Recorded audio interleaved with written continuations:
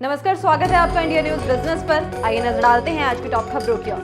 Bank of Baroda ने अपने customers को होम लोन पर झटका दे दिया है। बैंक ने 10 अप्रैल से अपना MCLR यानी कि marginal cost of fund based rate बढ़ा दिए हैं। बैंक ने MCLR में 5 बेसिस पॉइंट्स यानी कि 0.05% की बढ़ोतरी की है। ये बढ़ोतरी 1 महीने की ड्यूरेशन वाले लोन को छोड़कर सभी टेन्योर पर की गई है। अभी बैंक की तरफ से मैक्सिमम लेंडिंग रेट 8.85% हो चुका है। बैंक ने ओवरनाइट लेंडिंग रेट को 8.05% से बढ़ाकर 8.10% कर दिया है। 3 महीने, 6 महीने और 1 साल के टेन्योर पर भी 5 बेसिस पॉइंट्स की बढ़ोतरी की गई है। 3 महीने पर 8.40% से बढ़ाकर 8.45%, 6 महीने के टेन्योर पर 8.60% से बढ़ाकर 8.65% और 1 साल के टेन्योर पर 8.80% से बढ़ाकर 8.85% कर दिया गया है। 1 महीने के टेन्योर पर रेट 8.30 पर ही स्टेबल रखा गया है। ये न्यू रेट 12 अप्रैल 2024 से लागू हो जाएंगी। आपको बता दें कि इससे पहले बैंक ने जनवरी में भी लोन को महंगा किया था। स्टॉक मार्केट इन्वेस्टमेंट के लिए एक बेस्ट प्लेस है, पर क्या आप जानते हैं स्टॉक मार्केट लॉन्ग हिस्ट्री के साथ काफी स्ट्रेंज प्लेस भी है। स्टॉक मार्केट के अराउंड काफी सारे ग्रेट फैक्ट्स हैं एंड इट इज फैसिनेटिंग। सबसे पहला, स्टॉक मार्केट आपकी उम्र से कई बड़ा है, यानी कि stock market is more than 400 years old. Stock market का आइडिया स्टार्ट हुआ था 1602 में नीदरलैंड में, जहाँ पे पेपर में ट्रेडिंग हुआ करती थी और इसी के बाद शुरुआत हुई एम्स्टरडैम स्टॉक एक्सचेंज की, जो कि आज यूरोनेक्स्ट स्टॉक एक्सचेंज के नाम से भी जाना जाता है। इसके बाद आता है दूसरा फैक्ट। अब जनरली लोग New York stock exchange, Japanese stock exchange और इंडियन स्टॉक एक्सचेंज की बात करते हैं, but do you know there are more than 60 stock exchanges in the world. And third fact ये कि October is the most volatile month and September is the worst month in the stock market history and there were 2 big crashes in the October month as well. तो इस महीने लोगों के sentiments market में काफी ज्यादा प्ले आउट करते हैं और सितंबर में ही इसका असर हमें देखना शुरू हो जाता है। एप्पल ने आईफोन पर पेगासस जैसे स्पाईवेयर अटैक का खतरा जताया है। एक रिपोर्ट के अकॉर्डिंग आईफोन यूजर्स को मर्सनरी स्पाईवेयर के जरिए टारगेट किया जा रहा है, जिसके जरिए आईफोन को एक्सेस करने की कोशिश की जा रही है।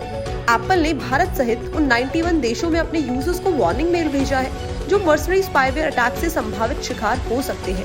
अब रिपोर्ट के अकॉर्डिंग स्पाईवेयर इजराइल के NSO ग्रुप के पेगासस की तरह है। ऐसे अटैक आम साइबर अटैक से अलग होते हैं, जिनका मकसद डिवाइस का अनऑथराइज्ड एक्सेस हासिल करना है।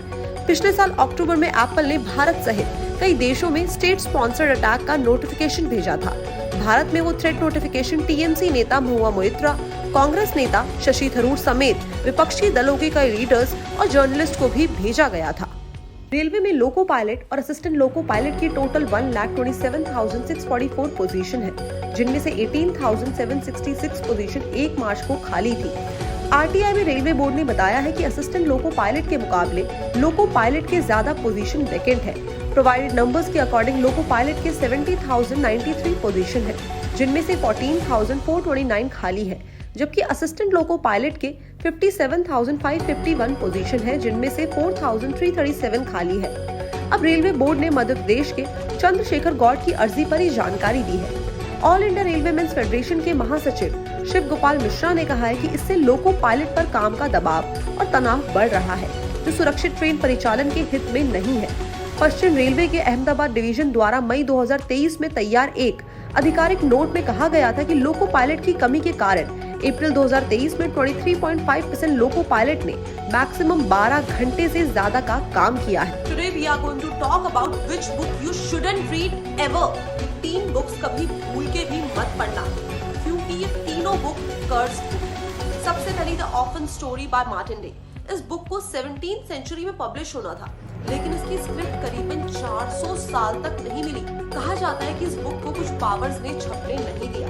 दूसरी the untitled spell book by high priestess. कहा जाता है कि मैन्युस्क्रिप्ट में जादू टोना, शाप, डीमन स्पेल भगाने की टेक्निक शामिल थी। फॉकलोर में डायन की डेथ के बाद उसकी जादू की किताब को जला देना चाहिए। और तीसरी द वॉयनिच मैन्युस्क्रिप्ट।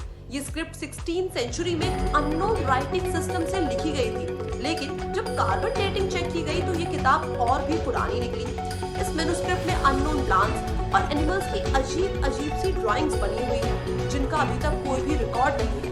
उसके बाद माना जाता है कि ये बुक एलियन या फिर दूसरे प्लैनेट की तरफ से लिखी गई है। ट्रेडमार्क के वायलेशन के बारे में 4 साल पहले मामी लिमिटेड ने पिटीशन फाइल की थी। उस पिटीशन पे कलकत्ता हाई कोर्ट ने ऑर्डर की सुनवाई करते हुए दिग्गज FMCG HUL को सख्त निर्देश जारी किया था। जिसमें उन्होंने 1 महीने के अंदर अपने ग्लो एंड हैंडसम मार्क वाले प्रोडक्ट हटाने का आदेश दिया था। अब इस मामले की शुरुआत उस समय हुई थी जब साल 2020 में HUL ने मेल सेगमेंट की अपने ब्रांड की फेयरनेस क्रीम का नाम बदलकर ग्लो एंड हैंडसम कर दिया था, जिसके बाद इमामी की तरफ से आपत्ति जताई गई थी, क्योंकि इमामी का भी मेल सेगमेंट प्रोडक्ट में फेयर एंड हैंडसम लिखा हुआ है। उस समय इमामी ने अदालत का दरवाजा खटखटाया था। अब मामले पर सुनवाई कर रहे कलकत्ता हाई कोर्ट के जज रवि कपूर की पूरी टीम ने अपने आदेश में कहा था कि इमामी ने पहले ही अपना प्रोडक्ट लॉन्च कर दिया था। इमामी ने ये मांग की थी कि HUL के ग्लो एंड हैंडसम प्रोडक्ट का विज्ञापन और उनकी बिक्री पर रोक लगाई जाए। जम्मू कश्मीर के पुलवामा में फ्रासीपोरा में सिक्योरिटी फोर्सेस और आतंकियों के बीच में एनकाउंटर हुआ है। मिली जानकारी के हिसाब से इस एनकाउंटर में एक आतंकी ढेर हो गया। मौजूदा समय की अगर हम बात करें तो मौजूदा समय पर मौके पर सुरक्षा बल के जवान तैनात हैं और पुलिस और सेना द्वारा फ्रासीपोरा में घेराबंदी करके तलाशी अभियान जारी है। पुलिस सूत्रों ने बताया है कि साउथ कश्मीर के पुलवामा जिले में फ्रासीपोरा इलाके में आतंकवाद विरोधी अभियान शुरू कर दिया गया है। पुलिस और सिक्योरिटी फोर्सेस ने यह ऑपरेशन तब शुरू किया जब टीम को इलाके में आतंकवादियों की मौजूदगी को लेकर इनपुट मिला।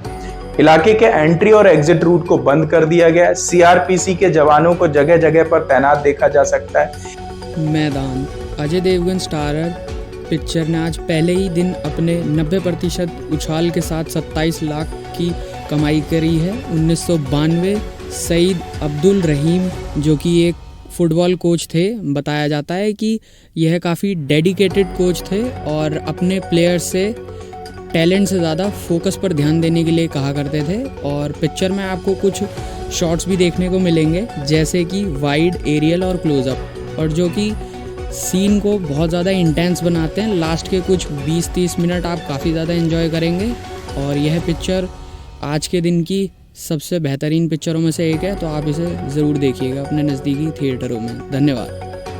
टेक्नोलॉजी कंपनी इन्फोसिस की CSR यानी corporate social responsibility unit Infosys foundation Karnataka police को साइबर क्राइम से संबंधित इन्वेस्टिगेशन क्षमता को बढ़ाने के लिए 33 करोड़ रुपया देगी। कंपनी ने अपने बयान में कहा है कि फाउंडेशन ने बेंगलुरु स्थित CID हेडक्वार्टर में cyber crime investigation training and research centre के लिए कोलैबोरेशन को रिवैम्प करने को कर्नाटका के CID यानी criminal investigation department, data security council of India के साथ एक MOU यानी मेमोरेंडम ऑफ अंडरस्टैंडिंग साइन किया है। इन्फोसिस फाउंडेशन ने अपने बयान में कहा कि इन्फोसिस फाउंडेशन ने cyber crime investigation training and research centre के साथ अपने कोलैबोरेशन को और 4 साल के लिए बढ़ाकर कर्नाटका पुलिस की साइबर क्राइम इन्वेस्टिगेशन कैपेबिलिटीज को मजबूत करने के लिए 33 करोड़ रुपए से ज्यादा का कंट्रीब्यूशन करने का प्रॉमिस किया है। इजराइल और हमास के बीच में युद्ध जारी है। ऐसे में इजराइल के कंस्ट्रक्शन सेक्टर में वर्कर की शॉर्टेज हो गई है, जिस वजह से अप्रैल और मई में भारत से 6000 मजदूर जो हैं वो इजराइल जाएंगे।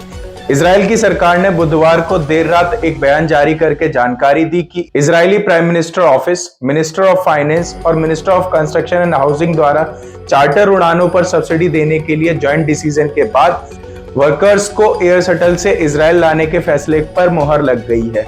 आपको बता दें कि G2G एग्रीमेंट के तहत 6000 वर्कर्स को इजराइल लाया जा रहा है और पिछले मंगलवार को भारत से 64 वर्कर जो है वो इजराइल पहुंचे थे और उम्मीद है कि मिड अप्रैल तक टोटल 850 वर्कर जो है वो इजराइल पहुंच जाएंगे।